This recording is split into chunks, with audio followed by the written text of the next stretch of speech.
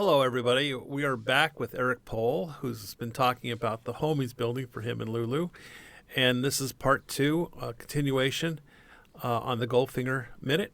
And Eric, okay, what did you want to talk about? Well, let's now? talk. I want to talk a little bit more about my sweet Lulu because she changed my life, no question. So when I came here to pick her up, we didn't talk much about her upbringing.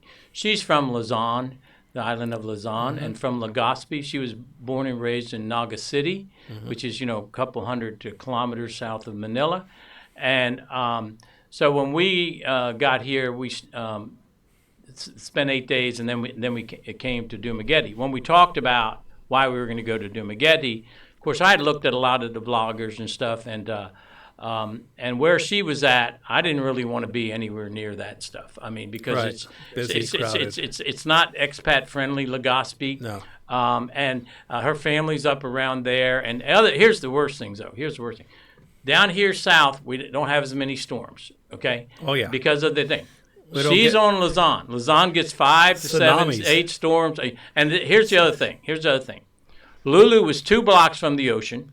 Okay, so you can imagine a typhoon coming, and she's already been flooded before with her brother, and roofs off, And then 6 miles inland, 6 miles directly from her room, is the most active volcano in the Philippines that has already exploded last year in 2023. So I was like, the expat community here, the English speaking, and then I've gotten here, and I'm telling you, there can't be a better place that's this size. I like a smaller size city because I lived in Birmingham, Alabama. It's a smaller city, nice enough, but this town is like a large beach town. Okay. But it has great restaurants. Once you get out and you start to learn about this stuff, you can get Western food. I'm not a Filipino food eater. I'm a picky eater anyway. Okay. I'm really a picky eater. And it's nothing to do with Filipino food. I mean, I'm really picky. I mean, I eat pretty bland food. Yeah. So the restaurants here are really great. I've had some great food here. And there's a lot to choose from.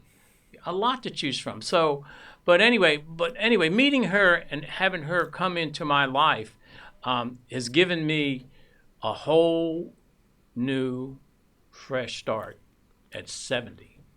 And I know you feel the same way, and so many other. I have no guys. reason to go back. I don't know about you, but I have no reason to head. I want to go back next year for her to meet my family, and to see where I grew up. Does she have a passport?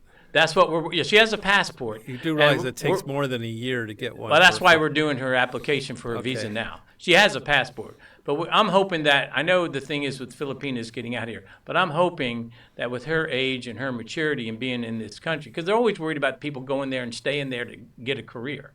That's the main reason why they're going to want to make sure that she has the financial wherewithal to be able to come back. You know that. And she does. She has all her family here. I mean, so she's she's grounded here. So anyway, we're gonna try, and if it doesn't work out, it doesn't. I don't have to go back to America. I don't have to.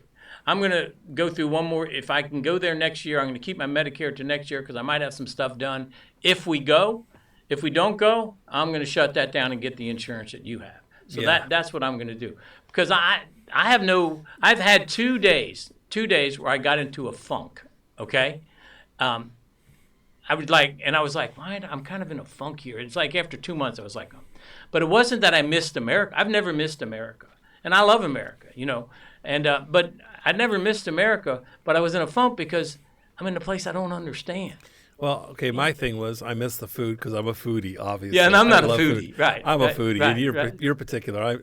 I like the restaurants I knew in Las Vegas. There's some great restaurants, and and they have 5-star restaurants. Right.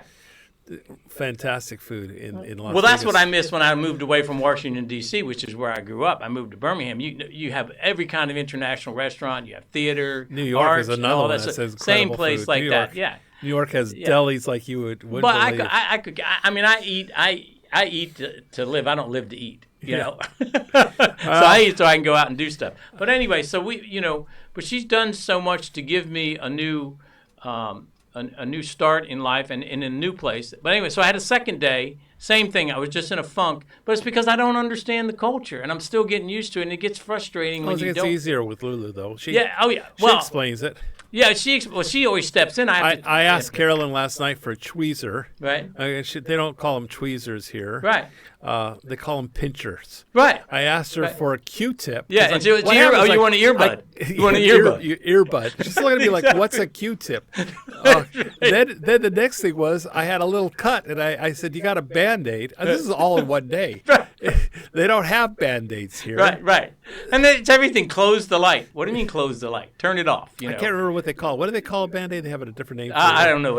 You said a board, some kind of board or something. No, I don't know what it is. I can't think of it right now, but it's something crazy. Right. So it's nothing that just, like a sticker. It's just getting used to things. Yeah. And I'd have to tell her, I said, you have to let me go. They call it a plaster. A plaster. That's it. That's a Band-Aid. So she would always want to step in and do stuff. I said, I got to talk to these people. I got to understand how to communicate. And the funny part was when I went to the Harvard, I'm sorry to change it. No, that's no good. So I needed to fill the walls with plaster. Right. It had holes in the walls here. There was, and I kept going to the hardware stores and I said, "Do you have plasters?" And they go, "No, sir, we don't have plasters here. You go get we don't have." They don't call. It's concrete. They don't even call it that. Finishing. There's something else. It's a whole nother word for mixing water with thin set. Thin set. They don't even call it thin set. Right. They have another word for it. Right. And I kept asking for plaster, and I'm walking around. And I'm going, this looks like what it is. I said it's similar to the tiles, setting tiles. So I was using tile material that they fill for tile because it's thin, it spreads. Right. Okay, but they actually do have plaster, but they don't call it plaster. There's a whole nother terminology you have to learn here. It's just adaptation. I mean, she uses all kinds of. What do you? Because she uses something in a sentence. It's a total different meaning than what I mean in a sentence, right? Don't be going to a restaurant and asking for a napkin. Yeah, right. They'll really look at you strange. Yeah, no, I don't think I've ever had, right? Yeah, but it's a beautiful thing. Yeah, it's a beautiful thing. It's not really because they're kind of like chuckling at us. I love it here. It sounds like you like it too. I mean, once you come I have no one. And it's a good thing is the two work out. One, I don't miss America. Two, I couldn't afford to go back there anyway on a regular basis. I'd like to go back in for her to meet my family. But of course you can do Zoom and stuff. People can get them. She's already met all. I wouldn't go back. But I have no need to. I had a friend that went back and he had multiple problems. That wasn't even his. He stopped the fight, got beat up, ended up in the hospital. Oh, my gosh. Yeah. Then they said to him he has to appear at court, and they're going to subpoena him, and he can't leave to come back here. He was only going back for a couple weeks to get rid of some things that he had, like a car or a truck or something like that. And then luckily, the police officer came to his hospital bed because he had broken ribs from the guys stomping on him. Right. 3 guys, okay? They were trying to kidnap a girl. He saved the girl. She ran away. He doesn't know who she is. Nobody ever did find her, but he got into the hospital fine. So he has medical. That's fine. And where did he go? What area of the country? Texas, and I'm not sure exactly which city, but in Texas. And they were Hispanic, and they stomped on him and beat him up. Then somebody called the cops. They got arrested. They arrested them. Okay, fine. But now the cop comes to me and says, we're going to be sending you a subpoena, and you won't be able to leave. And, of course, it may take a year or two, so you won't be able to leave the country. He left the hospital and was gone the next day. I mean, he doesn't want to be stuck in America. And you don't know what's going to happen. When you leave and go 8,000 miles away, a lot could happen, okay? So but you've been transported back into the 1950s and 60s is what you've done. It's time travel coming here. Yeah, here it's going back 50 or more, 50, 75 years. Right. And honestly, it's very simple living here. There's not as many rules or regulations. Maybe that's good, maybe that's bad, but it's more enjoyable. It's an unregulated, very unregulated society. It is. Now, unfortunately, you have some good with the bad. Like I've told some of my viewers, you have people can drive drunk. Right. They're never going to get pulled over, caught. Okay, right. There's not that kind of a police They're more force. likely to have a wreck. And they will have a wreck, and hopefully you don't get hurt. Right, exactly. Because I don't drive at night. They don't have light bulbs in their cars or bikes at night. No, that's why I don't drive at night. I don't drive at night. Right. Okay, and I don't visit bars. I'm not a bar drinker, no, so I don't either. So as long as I'm not going at night, I'm usually not going to be subjected to a drunk driver with no lights, right. Driving drunk home. It's not going to be in the middle of the day. It's going to be in the nighttime anyway. But I have no desire to go back there. Like I said, if it works out, like Lulu said, she's stressed out because, well, what if I don't get the visa? I said, well, then we don't go. Yeah. There's no loss here. The only thing to gain if we don't go, we save $10,000. Yeah. Because that's going to be the good thing, though, is you mentioned you want to get the insurance from Michael. Yeah, Ostead, and I'm going to get that. No and question. To be honest with you, you can get it for her, and it's very cheap. Now, and I'm going to upgrade hers as well. She has a little Phil Health because she's a senior, but it's not. It's nothing. It's terrible. I'm going to upgrade her as well. Okay, so Carolyn, it's going to be a fight, but because she doesn't want to spend any money. Well, Carolyn's policy for $1 million pesos is 12,000 pesos for $1 million peso policy. Right. 12,000, no deductible. Right. It covers her. She leaves the country for 30 days. Right. Okay, in any country she goes to, it's covered 100% coverage, even in the U.S., which is pretty expensive. Now you'll go through $1 million a lot faster in the U.S. than you will here in medical. Yeah. But at least she's got something if she leaves. But Carolyn has no interest in going to the U.S. She's seen what goes on in the U.S. She doesn't like the. Well, Lulu, when I put the aircon at 25, she couldn't last a winter even in Alabama. Yeah. She's freezing at 25. So there's no way that she could have. We had talked about it. They're used to the heat. They're used to the humidity. I'm not. I can't go out in the middle of the day. The heat, I love the heat. You like the heat? Yeah, she of course they all wear long sleeve pants, long sleeve shirts and stuff. Half of them, and for the sun, right? Mostly for the sun, and that's what they do. And me, I think I'm a solar battery. I love going out. I get charged up. By they the sun. get long sleeves during the middle of the day, heat. Right. And long pants is very common. Right. Jackets as well. Yeah, I wish they'd wear shoes when they ride their bikes. They don't. Right. Or helmets. Right. The safety is out the window. Well, it's interesting. You go to Cebu and they enforce the helmets, and that's the thing about the Dumaguete. It's the small town nature of it. Yeah. People don't. It's just a smaller town nature. They don't enforce stuff like they do there. But anyway, so let's go on to some of these other things that might be of interest to people. The FDIC thing, that's Filipina FDIC. Oh, well, they just raised the they just raised federal insurance from 500,000 pesos in every bank. Every account national bank. Every national bank, and for one account. From 500,000 pesos to $1 million pesos. That's pretty significant. That's good. That means you can have $15,000 here. Because for us, it's not a lot of money. So if you sell everything off, you're going to be hiding your money in half a dozen different banks. Right, and if we ever get over somewhere, she has her own bank account. Here's the beauty of it. Right. It's per account. Yeah. You could have per bank, but you can have more than one account. Oh, see, I didn't know that. I thought it was just per bank. No. Okay, so that's good. So you could open up multiple accounts, and each account checking, is savings, covered for or two $1 different. million. Oh, that's good. Yes. That's another interesting thing here. I used to give blood in the States, right? Of course, this is where they're very senior oriented. This is a really beautiful thing too. So anyway, in the States, I would give blood pretty regularly because I'm O negative, which is a very rare blood type. So I kind of like to support the small community. I'm O positive like everybody. Most people are. So O negative can get a universal donor, but if you're O negative, you can only take O negative. So I'm thinking, so anyway, so I gave regularly. So they had a thing at our church. They had a blood drive. So I'll show up, and they're like, "Oh no, you can't come. We can't take your blood." Really? I said, "What do you mean you can't? You're senior. We can't take your blood." I used to give blood 4 times a year in America. Like I said, as a community service, right? Why, is your blood too old? It's like, well, here's the difference. This goes back to another thing. Blood. Right? They're like, "Oh, we can't help you, sir. You're senior." And I'm like, look at me. I'm not. I'd be giving it to Mary. Because you can't argue with them. I'm not going to. I'm just trying to. Blood is like fine wine. Right. Just trying to contribute. They're like, no, we can't. But the reason why, when you get stuff and then you walk away and you go, why? You know why? Because one, this is a university town, and half the kids probably get money for giving blood. The young people are giving blood here. You go to America, a blood bank, and they're all old people.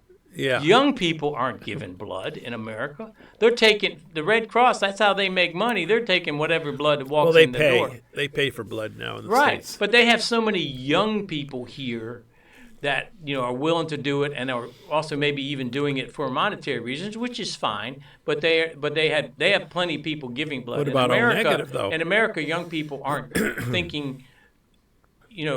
about the bigger picture and a lot of other things. What about O negative? They don't have a shortage of that stuff. I told them what my blood type was and stuff. It's just all about age. But the other thing is an interesting thing. Bring up a topic that has been brought up before, and I give you an input on it. Just my input. They talk about. I've heard this one.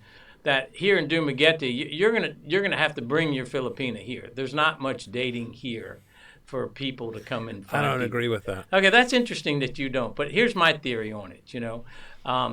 Because you can find someone. Don't get me wrong, but other people say there's. I did. One of them used to say you have to get in line or something. It's so funny, but anyway. And the other thing is you bring your Filipino 2 islands away. Maybe that's why. But anyway, they're so young here. Like the average age in the Philippines is like 26. But here in Dumaguete, it's probably like 22 because of all the universities. Right, they pull a lot of younger. It's even lower. But they pull them from provinces, and they're good girls. They are good girls. And some of them do stay here. And some of them do stay. But they're more likely to be not really interested. They're going to be interested in dating to some degree. But they also are focused on finishing school. Their parents are focusing on finishing school, and they're more professionally driven. So it's interesting thing. But that's the beauty of this place, too. Just walking the streets. It's a beautiful thing just watching all these young people. Yeah. And it's so great to see a young society. Well, it helps keep you young. It does. Yeah. But it's you don't want to be where a bunch of guys in walkers and wheelchairs. You go out. It's when I grew up in America. You go out and there's a basketball game going on everywhere. Right, there's a volleyball game going on everywhere. It's to see the youth out there in the numbers that they're in is really. It makes you younger. Zumba. They're all young at Zumba. And the biggest thing now is pickleball. Pickleball. Pickleball is huge now for the young people. We go to this place where I do a little workout. Lulu plays ping pong, and they start pickleball at 6 a.m. They have 3 courts, and they're busy all the way to 2 o'clock. Really? And then they play basketball from 2 to later. So it's a huge thing. I didn't know they did pickleball. Oh, it's taken off. Basketball I've seen all the time. Huh? Basketball I've seen, Zumba classes at all the parks, at the beach. Right. But the big thing now is pickleball because it's even the younger. It used to be older people and older people's games. One thing I don't see a lot here is bicycle riding, but on bicycles. Well, you know what? I see a lot of it along the seawall there in North Point. A lot more up there. They're rebuilding that now. Yeah, totally rebuilding that. Rebuilding. And see, that's where we live. We just live a block. I'm sure they're widening it and making more of a walking path. I'm sure they are. I think they're even going to walk all the way to Silliman Beach. Yeah. All the way to Silliman Beach. Yeah, I believe it. Yeah. Yeah, that's what they're already starting because that's where we are. We're a block and a half from Silliman Beach. Yeah, they started that project a few years ago, about 3 or 4 years ago, redoing the Rizal boardwalk, and they're going to extend it all the way up. Right. So it's really. And the other thing I love about it here is that you can go and do so many things on this island. Yeah. And, we've been to Cebu, a couple things, and we went to Apple Island and stuff. But we go to the falls, and we've been over to, I think Kevin talked to you about Sugar Beach on the other side. Oh, my gosh, that is a beautiful place. Like you said, you go there for just a couple days. It's fantastic. You don't have to do anything. They got good restaurants in this place. Now, you mentioned there was you told me earlier when I saw you when you first came, he says, there's another beach that's Pink Beach. Yeah, there's a Pink Beach. I only knew of one. Yeah, there's one in Sorsogon. And Sorsogon is the furthest little province in Luzon. And it's where Lulu and I went when I first came and visited. We went and stayed there in a hotel. Actually, that Christmas, I was there for New Year's Eve. The only coral beaches that are pink like that, I don't think the rest of the world have that. They talk about. No, I think it is very rare. It is very rare. But it's on Sorsogon, Sorsogon Beach. You got to go out because Sorsogon is a nice little city, and then the rest of it's pretty rural. But you have to go out, and it's. But look it up, Sorsogon. Sorsogon Beach. The best snorkeling and diving also is in the Philippines, by the way. Oh, I do. From around the world. The best. I love the snorkeling. I'm not a diver. I talked about possibly doing the diving stuff, and I got that shot down. It's like you're not diving. I went there. I had to get a health approval, and I had a really bad flu. Yeah. And I knew he was going to say something because he says, "Come back when you're not." Right. I was sick. I literally was.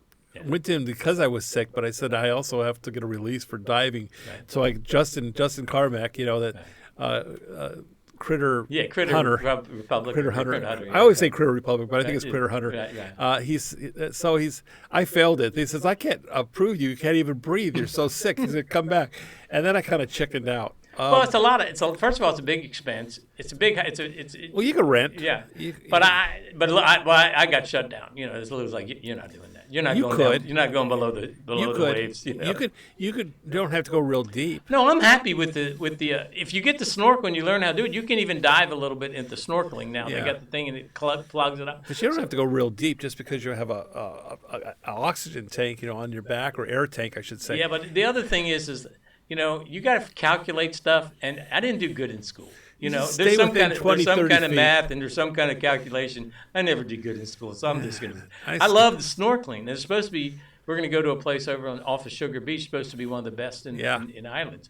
Wow. But we've been to several places, and I just love this. Snorkeling is just oozy. Okay, so now what else was on your list to talk about? You brought a whole list of things to discuss. Oh, the 6-month visa. Okay. Oh, okay. We can do a 6-month visa. I ended up having to do one because when I got here, you had to have 6 months of staying here to get a driver's license. That's correct. I think they changed it now. No, they didn't. No, they didn't. Okay, so here's what you have to do, which is a pain, okay? And this is why I had to learn from my dumbness, okay? So I go there, and I'm told I have to go to Manila now. They won't do it locally.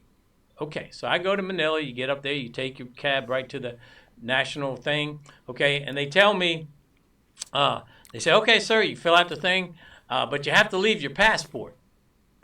And, and then you have to come back in 2 months and pick it up. Wait a minute. 2 months? 2 months, right. Why 2 months? You can get extradition, but anyway, it's 2 months instead of 2 weeks because it's a 6-month visa. I don't know why it's 2 months. They don't explain to me why. Wait. When I leave my passport, it's for 1 week. It's a week, but that's because you're not. They're doing a little bit more research on you. I think they're doing a little more deeper dive on stuff. I don't know, but it takes. Well, one, you're going to the national headquarters. But 2 months. I mean, seriously. Well, you can get expedited as usual with the cost. So anyway, here's my dilemma. I get up there. This is the first time I've ever traveled like in the airport. Okay, so I get up there and I'm like, well, I want to get my 6-month visa. Well, you have to leave your passport, and I'm like,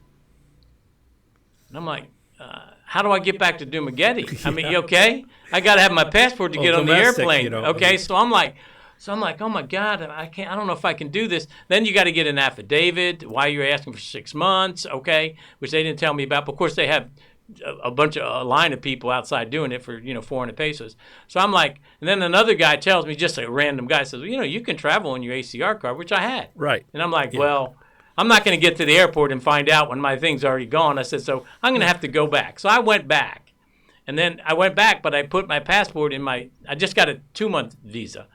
And tourist visa, and then I put my passport in my and I went through, and everything went through, so I knew I could do it.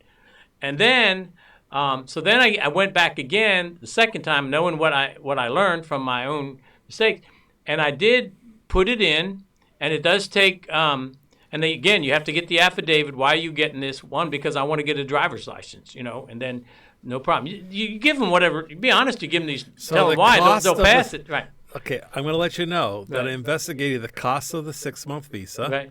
That other people had told me what the price is. Oh, it's actually cheaper to renew 3 times at 2 months than it is. Oh, one time I'm at not 6. doing it again. I only did it. I just wanted to get a driver's license. I don't know what the reasoning is to get a 6-month because honestly, there's no reason to. There is a person that can get you a driver's license here, a facilitator, right, for 3,000 pesos. Right, and I don't have the flight to go to Manila and back is going to cost you more. I was stuck on stupid because I'm trying to do it. I'm trying to do it this way. But anyway, so I did. I ended up having to go up there, leave it.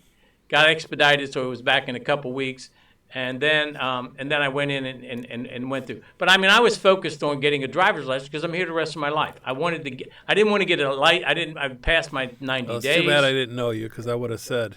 Yeah, it's all about who you know. Yeah. And people that can help you.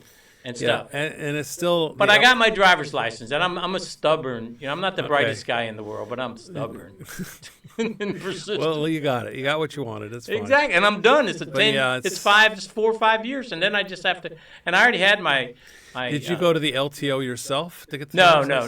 I'm not. I don't go anywhere like that. So you used a facilitator anyway, right? Yeah. And paid them. Yeah. Oh my God. Okay. I'd say I use I use my sergeant at arms. I mean, she can get things done because it's. She's worked in the federal government there. She was with she helped build BGC with the That's a nice area. Yeah, she helped. She was on the construction crews doing that with the national thing that was doing it. And so she has a extensive history living in Manila and doing all that kind of stuff. So so she knows how to get anything done. Here, and her sister's a doctor. If we need anything, her sister will just send us, whatever. She walked into most pharmacies. If you have an older Filipino that knows what they're talking about, and they know exactly what they're talking about and explain everything, they'll give them most anything. I could get pretty much anything from a pharmacy that I. Right. It's a smaller pharmacy. It's not like the big one, like Watson's or some of the, or Rose. They're going to require a. What the hell is it called? Prescription. Prescription. Sorry, from a doctor. Right. The funny part is if you go. I shouldn't say this, but it's true. So when I was in the hospital just a few weeks ago, okay, I said I need some prescription sheets, and they had the doctor. I kid you not, handed me a book of 20 of them, so I could fill them out myself. I know. This is crazy. I'm going to keep my mouth shut. I'm looking at her like, are you serious? She says, yeah, don't worry. I'm not worried about it. I'll tell you something. She says, we have lots of books. I'll tell you something off the air, not to incriminate anybody. But, exactly. So it's like the rules. The rules are easily broken. We're not going to need any prescription pads for the remainder of our lives. So I literally, it's just crazy. Right. And they don't verify. Like if you get a prescription filled, they're not verifying on a computer. That all goes back to the regulations and all that the micromanagement of the process. They don't process any of those. They just give it to you. And because they give you know what they want? You know what they want, like everybody? They want the business. I guess. Everybody wants the So business. there's no national system there's no here. FDA. Same with the there's no same FDA. With the LTO. Same with the Right. BI. They don't communicate. They literally physically take your passport and send it from here to Manila and then send it back. Right. Which makes absolutely But no everything's sense. national. They don't have it state. We're in the United States. Everything's different. It's done by the state. Everything's done here national. Everything's got to go through. It's not like a province has. But I've been into places where they're typing right. Letters.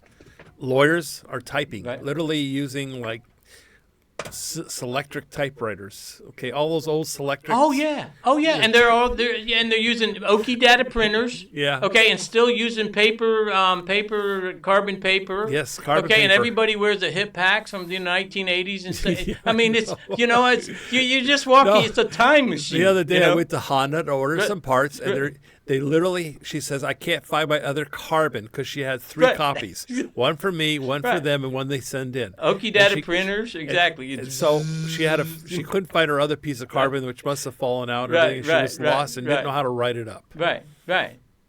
I'm like, are you serious? Everything is 30 to 50 years behind. It's just the way it is, and that's to me that's comfortable. It's and they not don't everything. Order the parts from Manila here in Dumaguete. They don't order them online. Right. Okay.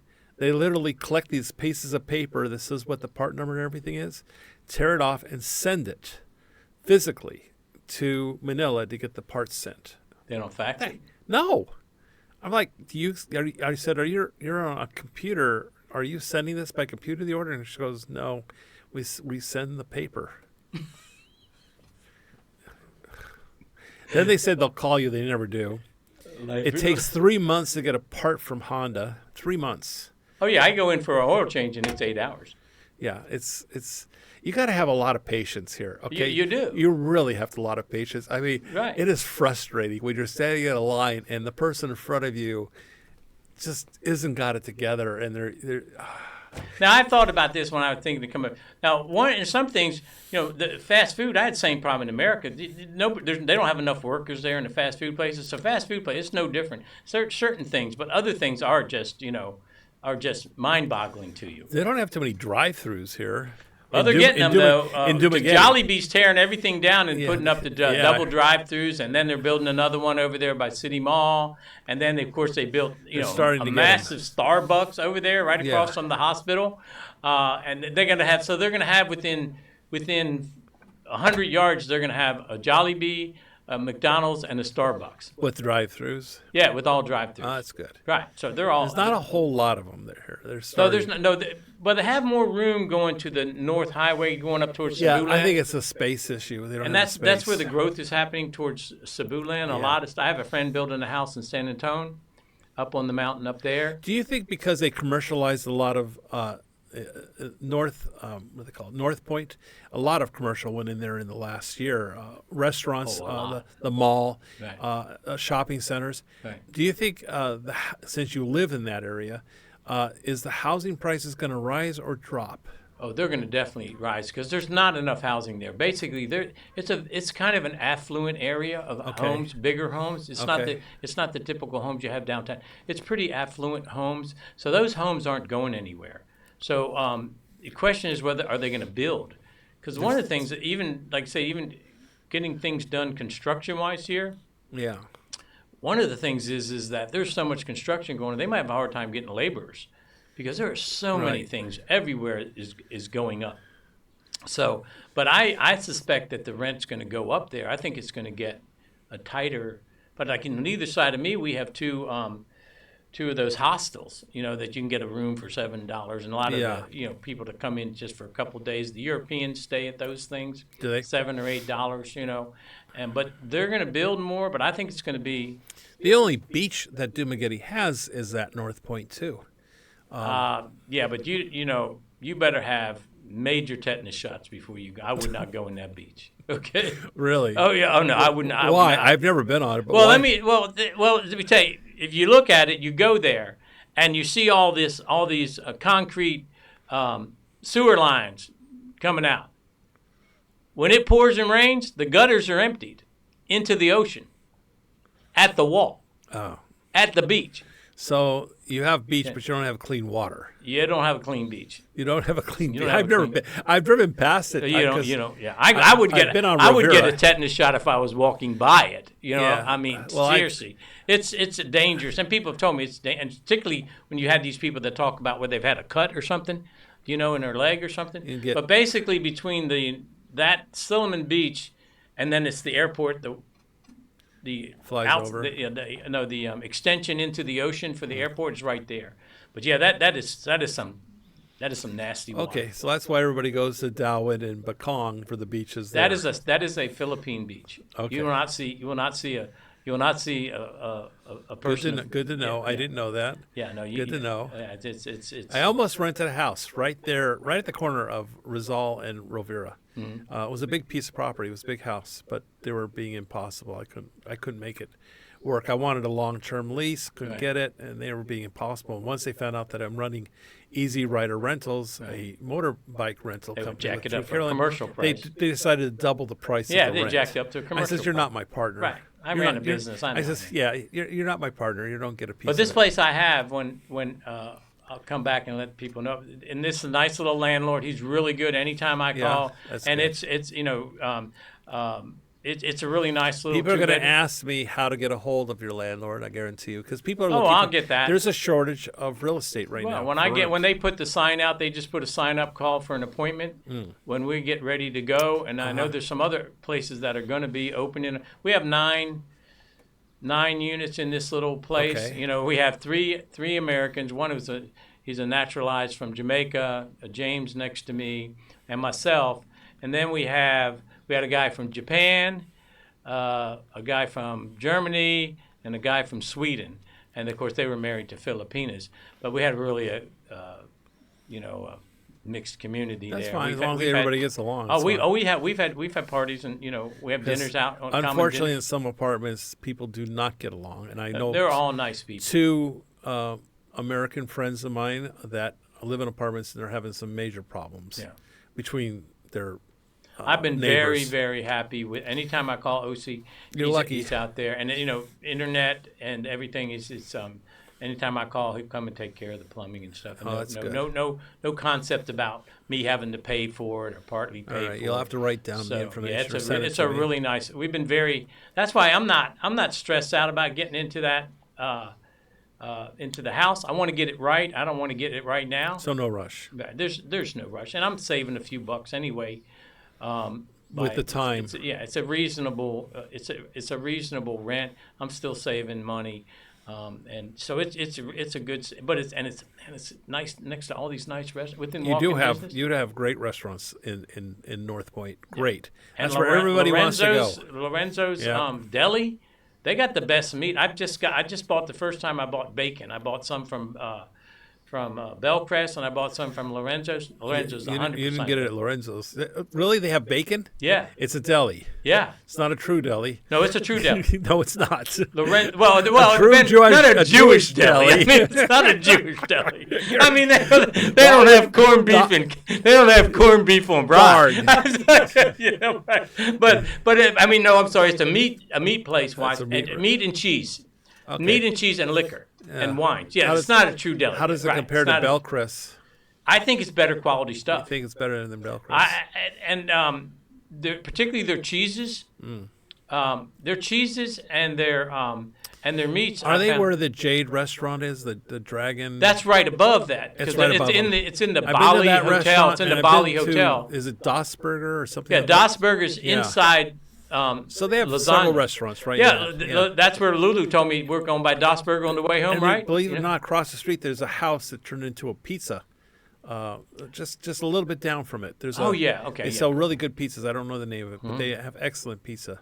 But there's Tinto's right around the corner on EJ Blanc, you know, and all there's so many. Cafe Racer. And there's one behind the Dumaguete Hotel that's like hidden. Bud Brown just has done like 2 things on it lately. Bud Brown, I'd like to meet him. Bud Brown is he's like everybody's big brother. He's a nice guy. He is I've never met him, but you can just see this guy. Yeah. But he's been going to this place you have to go back, and it's like a park almost, where a restaurant behind Hotel Dumaguete and on EJ Blanc. Yeah, but and all that's within walking distance. I never get in my car. Oh, that's good. When I'm going to any of that stuff. You haven't been to Byron's Ribs, possibly.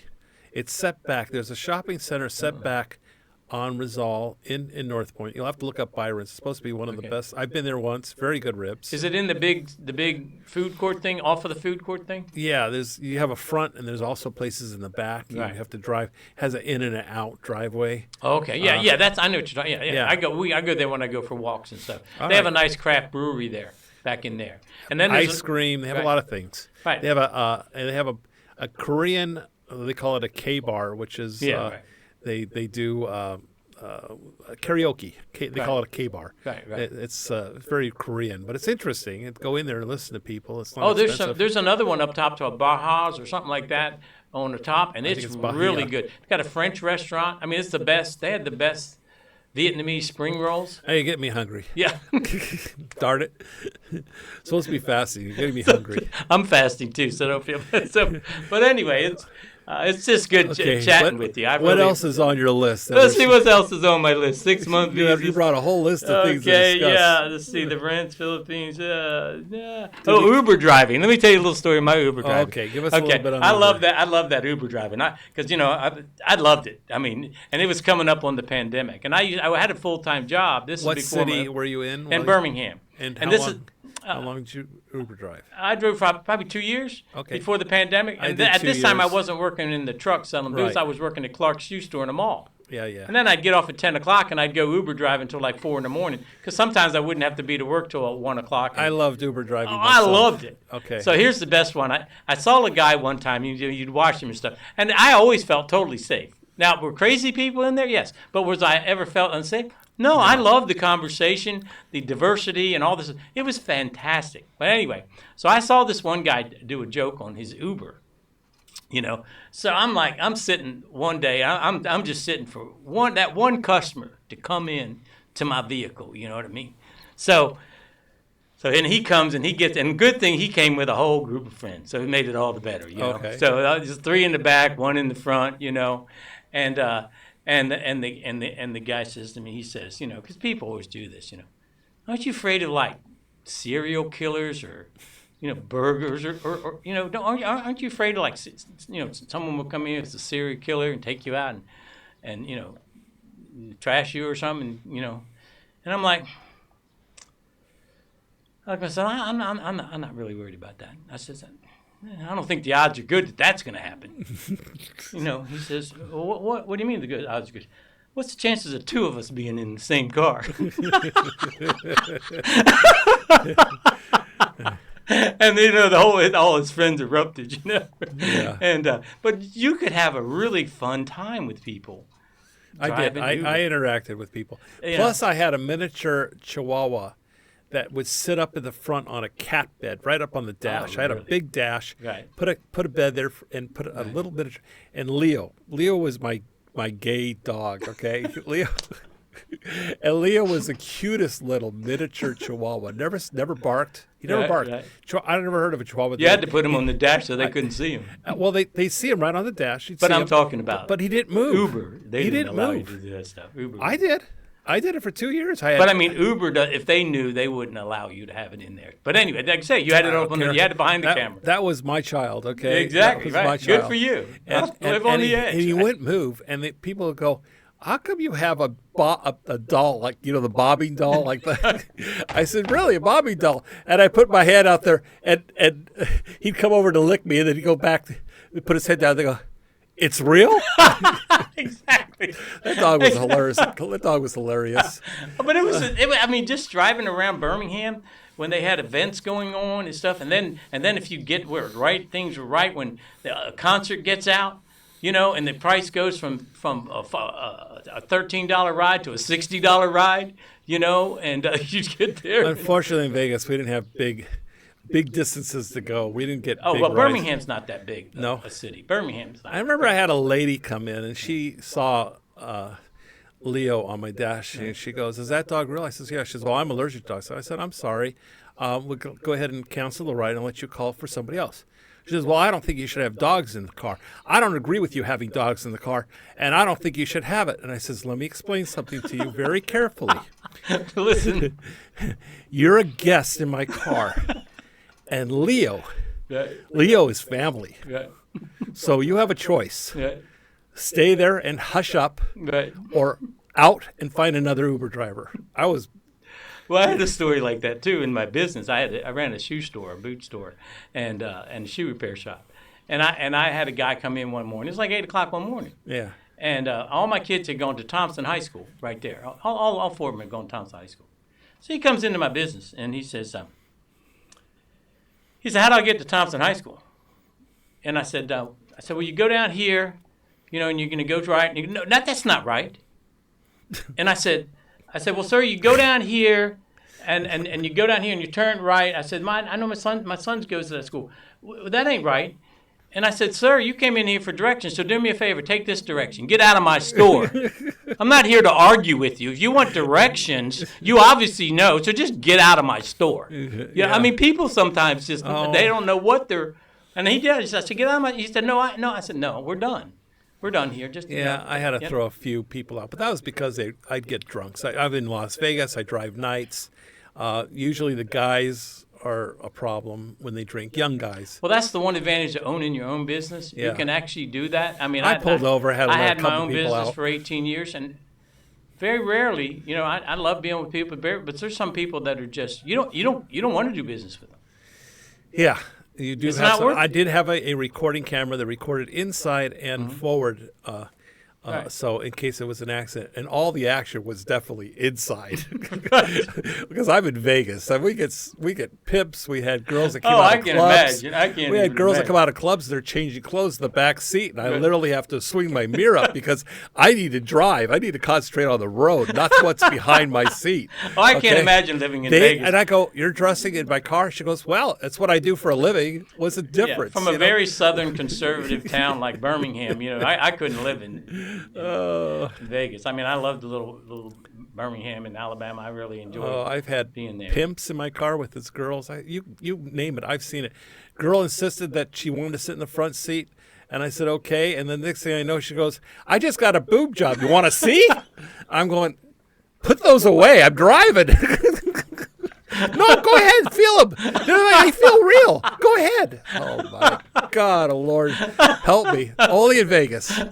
Only in Vegas. All right. That's on that note, okay. I think we're going to wind it up. Right. I appreciate you coming on. Good to talk with you. One day, I wish I had all those videos, but I didn't have permission to post them. Right. Of all these things that happened in my car. One of these days, though, I Oh still yeah, have it. it's no, well, like I said, you can, and we can take a trip up there one day, and I'll show you. It's a neat place to see. Yeah. Just because it's going to be a big subdivision there, and Yeah, they're ironing out the difficulties and. I don't do off-site recording, but I could try it. I'm just talking about visiting, so we can Yeah. know what to talk about it. All right, yeah, you sent me the go pictures, have but I lunch don't up have there a at way. the restaurant. All Just right. the view. The views. It's worth it up there just to go to see that. Sounds like you have a guard gated. Yeah, they have 2 guards going in, and then they have guards throughout the property. They have little booths throughout the property. Oh, very nice. And then they probably have security as well. So yeah, 24-hour. Yeah. Oh, that's why you have the fee, the monthly fee for the Yeah, but it's minimal. I mean, like you said, of course, we'll $100 see a what month. happens once Phil South gives it up to the homeowners. Then we may find out what the real costs are. You know, so it's run by a corporation now. Well, when you got more people, it gets less expensive per home. So yeah. All right, everybody. Thank you so much. Thank you, Eric. All right, thank you. I really appreciate it. All right, talk to you later. Bye, guys. All right.